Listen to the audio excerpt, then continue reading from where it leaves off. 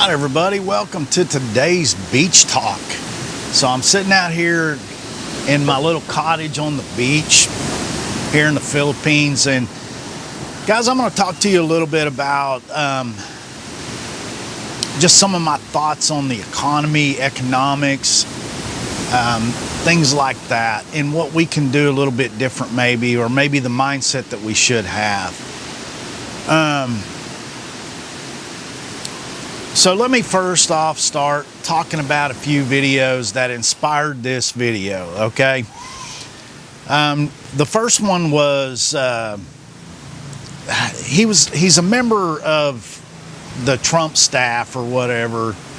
Man, I forget his name. I think he's like the Treasury Secretary or something like that. I don't know. Something to do with that side of it.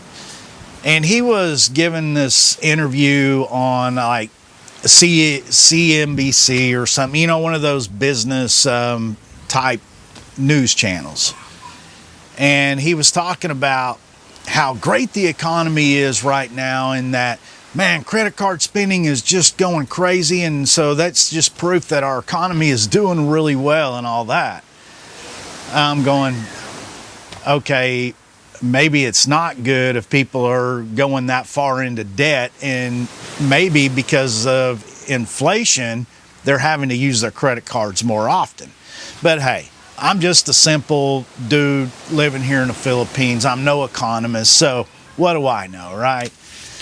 The second video I saw was Dr. Oz. He was up in Minnesota, I think it was, and he was talking about how if Americans would just start working in their lifespan, right, they would just start working 1 year earlier than they normally do. Like, so for instance, most people start out, I guess, working at the age of 18.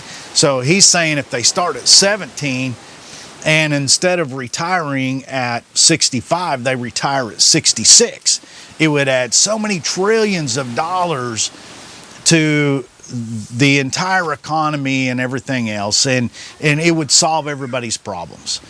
I'm going, Lord, man, you already take up the majority of our lives. You want us to keep on working? And so, guys, here's the deal. If you've followed my channel, you know me well enough. I hate these billionaires getting on TV and getting on videos or whatever and pissing down our backs and telling us it's raining and telling us that, hey, all you got to do is just work harder and you can be like me, you know, when half of them are freaking trust fund babies. You know, so I can't stand that. And I also can't stand it when they have jacked with the whole system of things, and they've jacked with the economy so much, they make it hard for anybody to break out of one class and go to the next class, right? The American dream has basically been come to a dead stop of being able to go from rags to riches, right? It's very, very difficult to do that nowadays. But I did watch this other video this morning, that kind of gave me some more inspiration for this video. And so where this video comes from, this young man, he goes out and he'll hang outside these swank hotels and things like that, and he'll look for these rich dudes and rich people coming out of a hotel or a country club or whatever, and he'll snag them down. You know, he'll follow them up and say, hey, you know, I do videos, and you know, what can a young man like me do to become a rich guy like you, sort of deals. And I'm surprised how many of these rich guys actually stop their busy days and have that conversation with this young man. And it's really cool. I think he's got an awesome YouTube video deal here. I watch it, and I'm sure he's probably got views like crazy. But one of the video that I saw today, he was interviewing this guy, and this guy, I'm going to show you a clip of this. He's obviously a rich kind of douchebag looking dude. He's wearing freaking goofy sunglasses and a big old chain, you know, around his neck that says 2000, and so he's kind of showboaty, right? But he did make a good point. This rich guy did. And so let me go ahead and play the video, and then we'll talk about it. People. In your opinion, what keeps people broke in today's world? Middle class people trying to pretend they're rich is the absolute death sentence, man. And you see it in middle America all the time. And it often comes from the lies they were told in the W-2 corporate America landscape. They got that big job title. They're 35 years old. Well, now they have 2 kids. They bought their wife a Mercedes. They think they should have a second home because they're going to Airbnb it out on the side. And their kids in travel hockey and all this other stuff. They're keeping up with the Joneses, dude. How much you make, bro? $225 last year? Okay, cool. How much are you saving of that? You're not. You're going negative. You're losing 30 grand each year. You're spending more than you're making, dude, trying to keep up with your neighbors, and your neighbors are in the same position as you. Be worried about that guy that's in that $800,000 house that's worth $10 million. Yeah, I mean, this guy's making a valid point here. There is 2 sides to this whole difficult economy that we're living in the United States and even in parts of the world today. And the big part of it is you've got the billionaire class up there that they've got the government's bought, so there is no protection. There's no buffer between us and them, us regular people and them. And so they're just running amok. They own everything. They have a whole different justice system. They have a whole set of rules that's different from us. You know, if I get inside information and I make a stock buy based on that information, there's a very good chance I'm going to end up having a visit from the SEC and probably get prosecuted.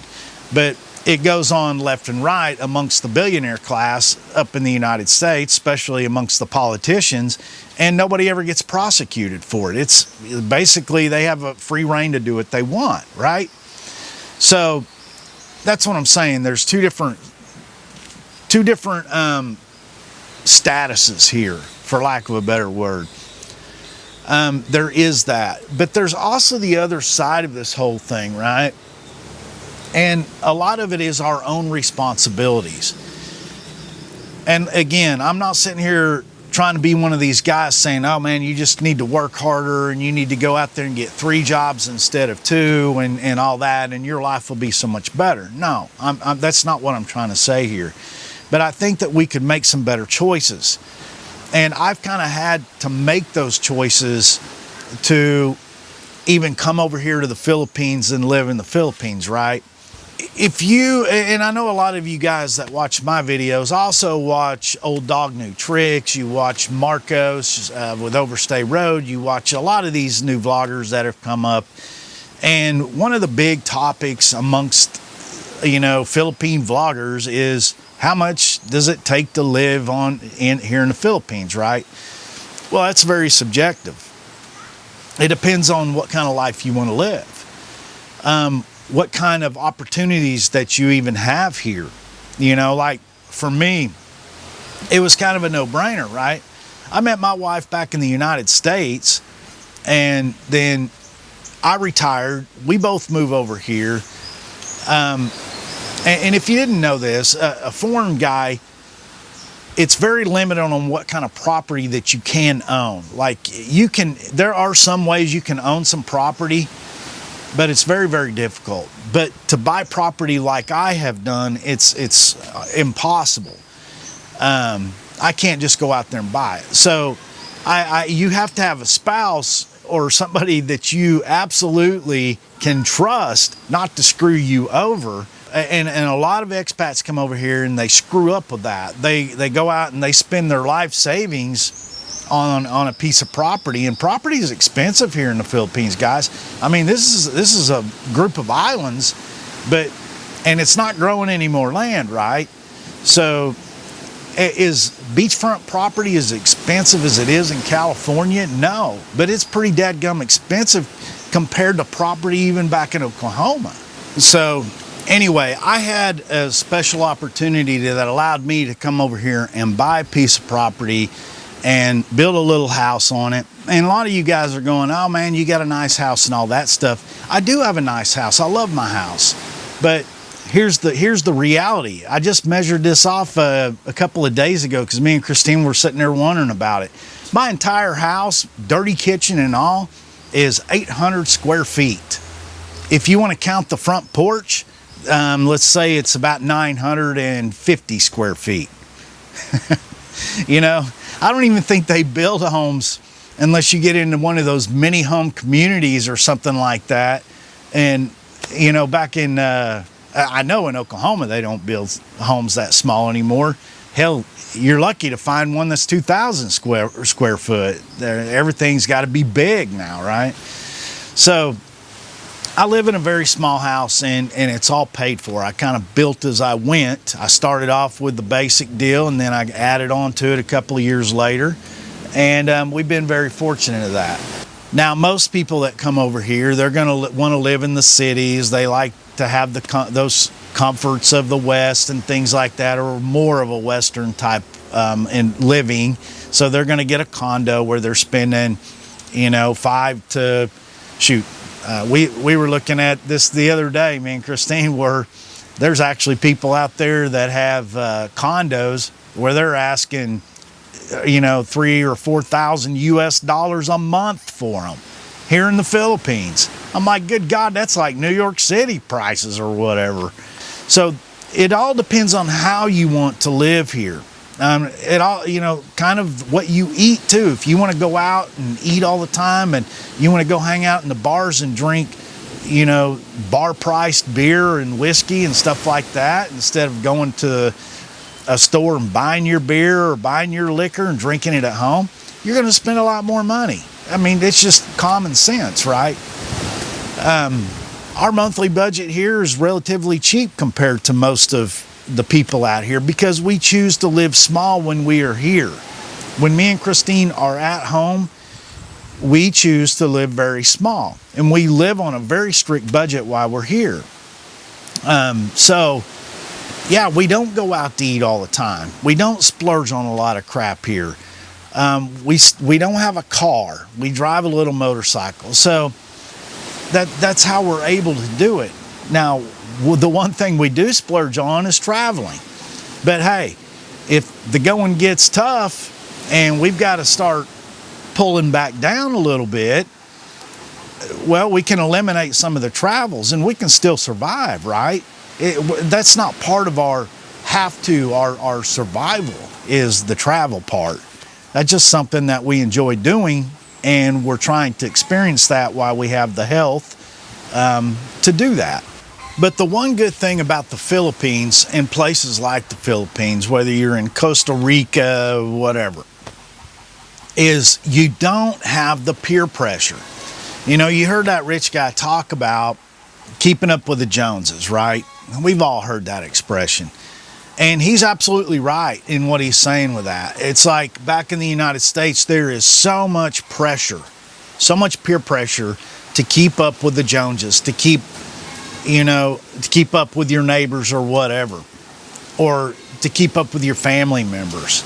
Man, I'll tell you what, my brother, and I'm very proud of him. He just got promoted. He's still working. He's on the fire department there in Oklahoma, and he's still working. And he just got promoted to battalion chief at his fire department. Something that he's been trying to get done for a long time. Very proud of him for that. But man, I'll be honest with you, he makes a lot more money than I do. He always has. But I don't care. Really, for me, making more and more money has never been that big of an issue as long as I've got my needs met, right? Now, I have fallen into some of these traps, and we'll get to that here later. But not having that peer pressure is probably the number one factor. People like me fare better living in places like the Philippines or Costa Rica or whatever. You don't have that. Now in the United States, it's a little different, right? So anyway, but we've done that to ourselves as a culture in the United States. It's just what this rich guy in that video was talking about. You know, it's people out there spending more than they're making, getting into that kind of debt, and they're going backwards. That's the problem. You know, I get on YouTube And I get a lot of my news through the YouTube. Some people call it research. It's not research. I'm just watching people's videos and stuff like that, and I try to get a handle on what's going on back home. Whether I'm watching ABC's news or I'm watching, my favorite vloggers or whatever. And I hear a lot of people really griping back in the United States about the economy. And they're talking about how much harder it is. You go to Walmart and this is what, they're even doing videos on it. This is how much, $100 gets me at Walmart now. And the basket looks pretty empty. And so I know there's people out there struggling. And then you start throwing the politics in the middle of it. And guys, I'm not here to get into politics. But you start throwing the politics in the middle of it and people are going, oh, we need to do this, we need to do that. Well, I hear people talking about it, but then I also see other parts and other videos of what's going on in the United States, and I'm just like, is the economy really hurting that bad? I mean, I know for some, it definitely is. For the poorest of the poor, it really is. And my heart goes out to all of you folks, because I've somewhat been there in some ways. I haven't been as dead broke as a lot of people are, but I've been close. I've had my struggles too. And I understand that feeling of just going, oh my God, I don't know if I'm ever going to be able to get out of this mess, And so my heart goes out to you people because I know it really strains you mentally. It's a killer. But there's also other groups of the population out there that seem to be doing fairly good. Now, how are they doing this? I don't know. Are they out there running up them credit cards and doing it that way? I don't know either.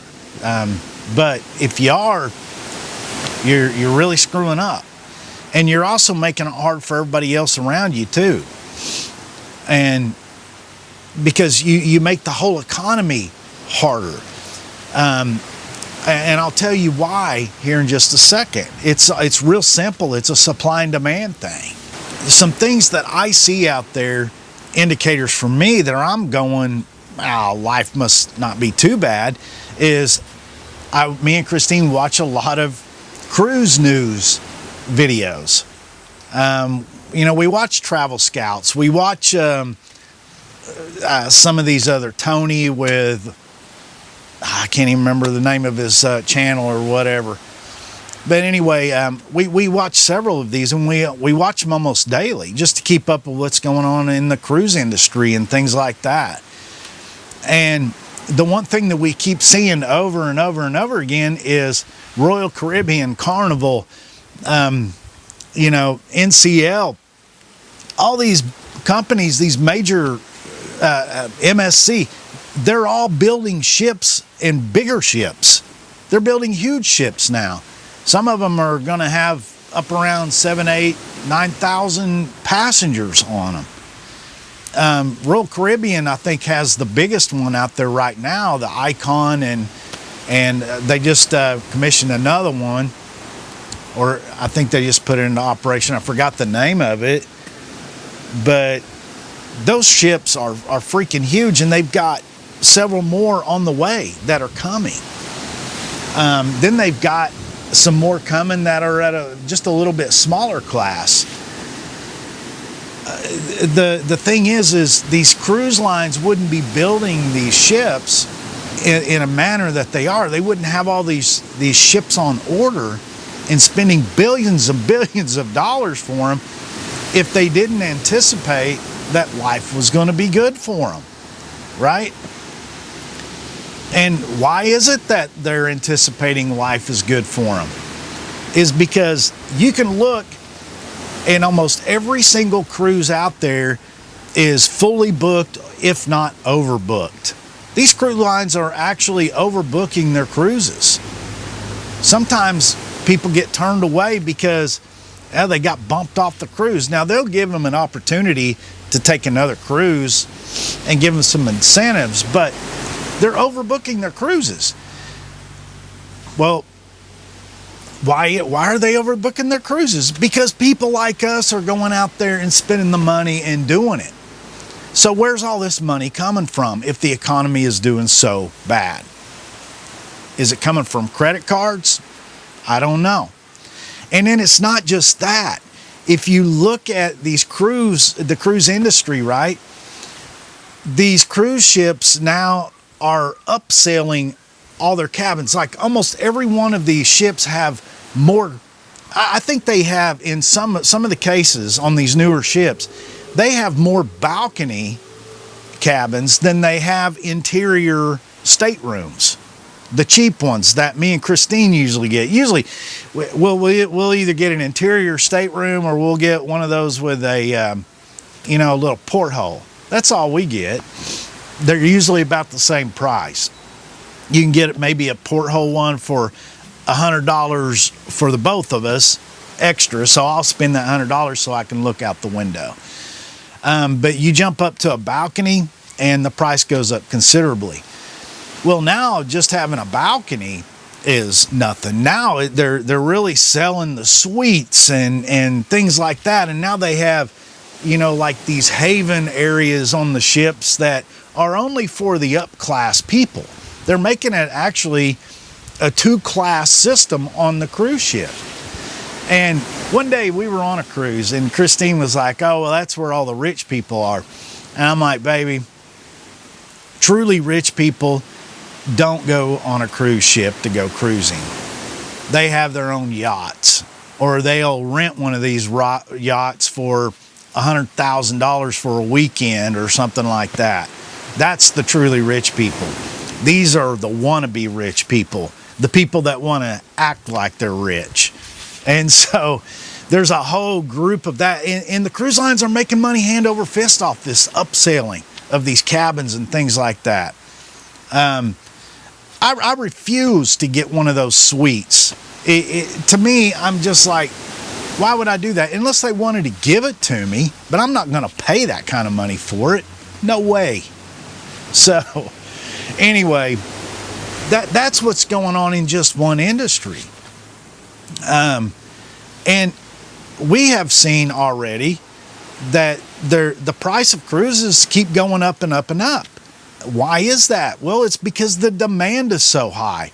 Now, there is an aspect also since this war kicked off that fuel prices have gone up a little bit. So yeah, there's been some fuel surcharges, but most of it's just flat out supply and demand on these cruises. So they can pretty much name their price and they sell the cruises out. So why wouldn't they? Why wouldn't they increase the price and make more money? But it's our fault because we're the ones selling the cruises out. We're the ones paying them to do it, and we keep doing it. When is there ever going to be a price where the customer goes, no, when it gets that high, I ain't doing it no more. I'm just not going to cruise anymore. Is there going to be that price? Or are people still going to go in there and rack up their credit card and just figure out how to pay it off after their cruise? I don't know. Another indicator, when back in 2023, me and Christine, we went back to the U.S. and we went on a road trip. And we went from Oklahoma City down I-40 all the way to, we stopped in Nashville, Tennessee. Then we went up to Virginia and went to D.C. Then when we went from D.C. all the way down to North Carolina, then South Carolina, then we ended up in Miami. So we did a considerable road trip. And all along the highways, it was like, and it was just, you know how it is when you're on the highway and you're just going on these long haul travels in the United States. It's the same. You got a Buc-ee's, you've got Cracker Barrel, you've got the same shopping center complex. I mean, just lining the highway, just one right after. It becomes this cookie cutter thing over and over and over, and your view really never really changes. It's just the same stuff over and over, the same businesses over and over and over again. Well, part of the same business is these RV centers. like these dealerships that are selling these RVs. And I'm not talking about cheap RVs. I'm talking about $100,000 plus RVs. You know, people, they're too good to have a pop-up tent trailer nowadays. They want a $100,000 RV or millions of dollar RV. Like you get into some of them diesel pushers and stuff. But they're still in business. If the economy is that bad, these places would have been boarded up a long time ago, right? But they're not. They're still selling, and you can tell they're open. They've got customers on the lot. So, yeah, I mean, that's another indicator. And then just the amount of people on the road. Memorial Day weekend. Gas right now in the United States, I think, it may have come down a little bit, but for Memorial Weekend, it was probably as high as it's ever been, or one of the top prices it's ever been, right? And what happened on Memorial Weekend? The United States set another record for road travel, according to AAA. I think it was like 39.1 or 2 million travelers, Americans, traveled by car for Memorial Day weekend. And I would almost guarantee, I didn't look this up, but I'd almost guarantee you the airports were cram-packed too. I bet flights were sold out all over the place for Memorial Weekend. Well, if the economy's so freaking bad, how is all this stuff selling out? How are we setting records? So we're not even letting these high gas prices affect us in the United States. We still go out. How are we doing it? I don't know. Are we that rich now? Or are we just swiping a card, putting it on credit? I don't know, guys. I mean, I'm 5 years into living here in Southeast Asia, so I've kind of lost track. But my assumption is, especially when you've got a man from the government on a news channel going, oh yeah, credit cards are just going through the roof. Credit card spending is going through the roof right now. I would assume it's probably credit cards. They're making money hand over fist. So here's the difference, guys. You guys in America, Americans, you guys don't know when to call it quits. You don't know when to say, okay, enough is enough. When gas gets $6 a gallon, I get it. A lot of you have to go to the gas station and fill your car up. You have to, just to get to work. But there's also a big group of people out there who had the weekend off, Memorial Weekend off, but you were one of the 39.2 million people that set a record for weekend travel in the United States. You were one of them. So explain that one to me. When you didn't have to drive, you did. So how high does the price of fuel have to get for you before you say, man, no, we're not taking that road trip this weekend. We're just going to lay low and grill out in the backyard. I don't think Americans are ever going to come to that point. And I've said this time and time again when people start talking to me about the economy and, it's so bad, it's so bad. I'm like, no, what's going to happen is we're going to have Hoovervilles and soup lines again. And if you don't know what a Hooverville, go look it up. In other words, we're going to have to go into another Great Depression before it finally wakes people up enough, before real change is ever going to happen in our country again. History is only repeating itself. That's it. Back in 1929, the crash came. And what was happening then?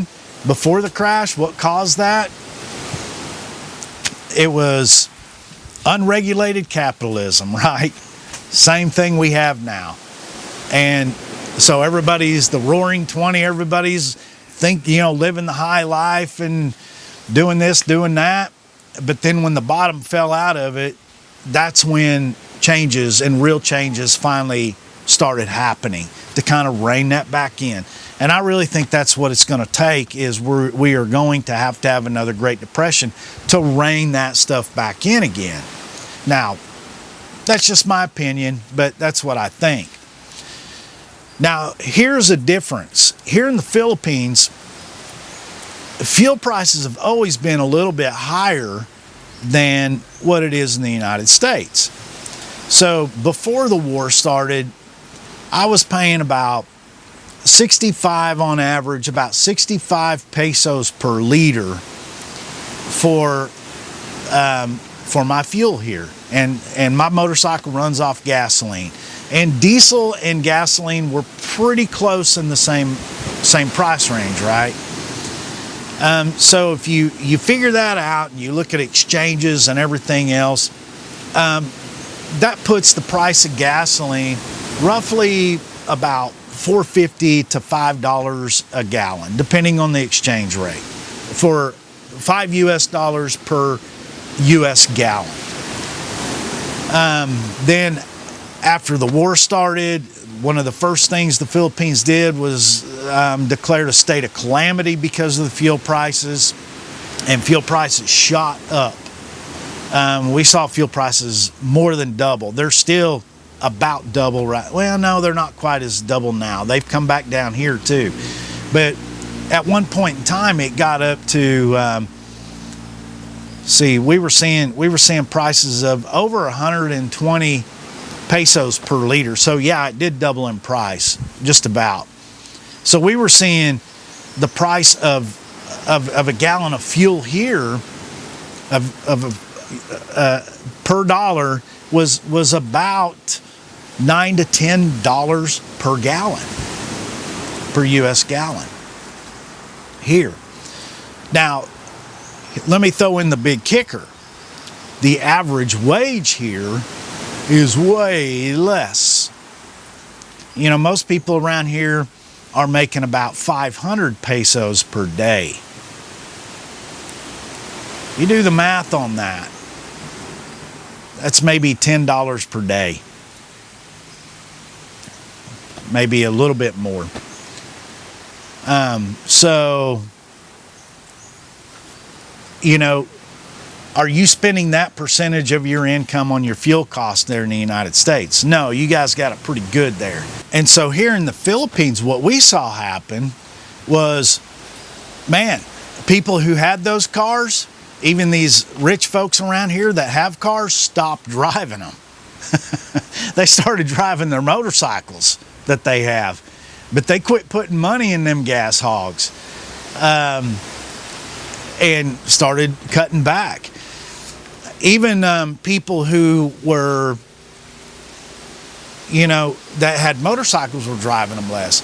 Literally, right after all that started happening and the price of fuel was getting up to about 120 per liter, 120 pesos per liter here, I saw 1/4 of the traffic on this highway here than what I normally saw.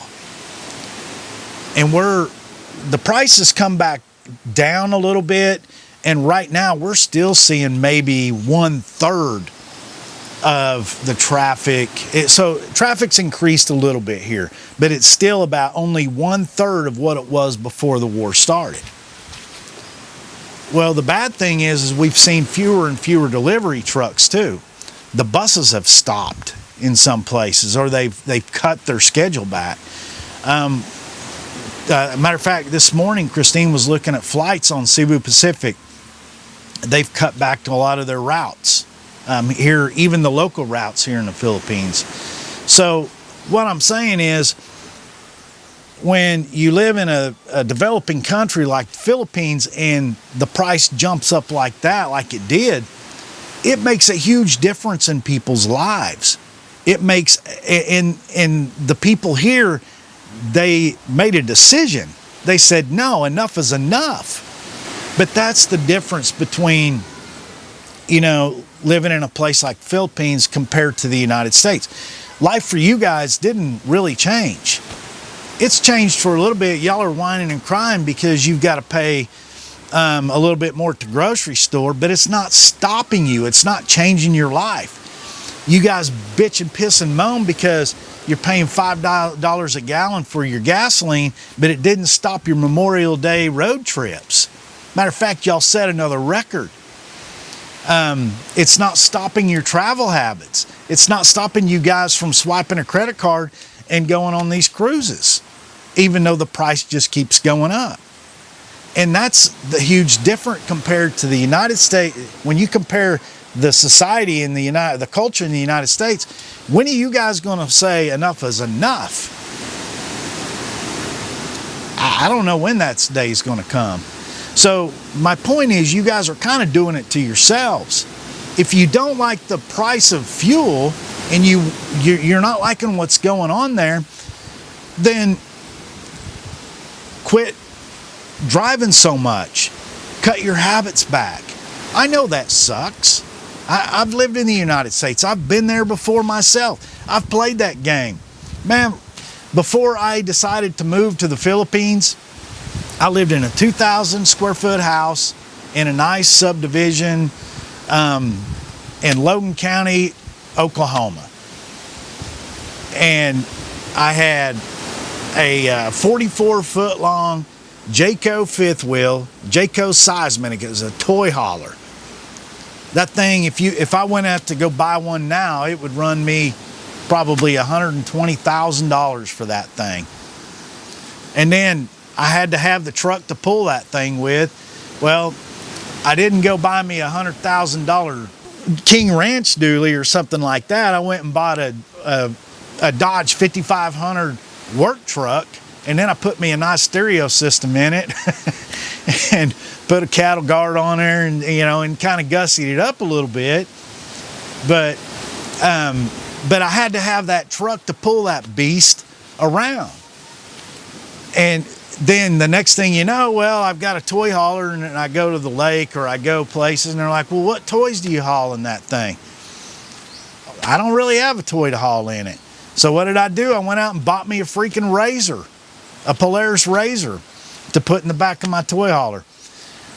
And then, yeah, I had all kinds of trouble on the last trip I took with that thing, and that was the final straw for me. That was when I finally said enough is enough. And I started selling all that stuff off, and I started getting myself prepared to move over here. So yeah, I did. I made a decision to downsize and get rid of all that and get out of debt. That's the big thing, is I got out of debt. And that is so liberating. And you want to talk about freedom, that feeling of freedom.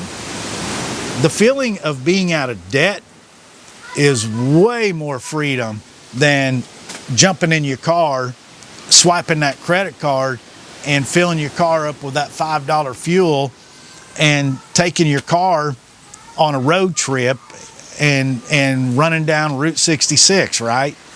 Because that's what you want. You want the freedom, right?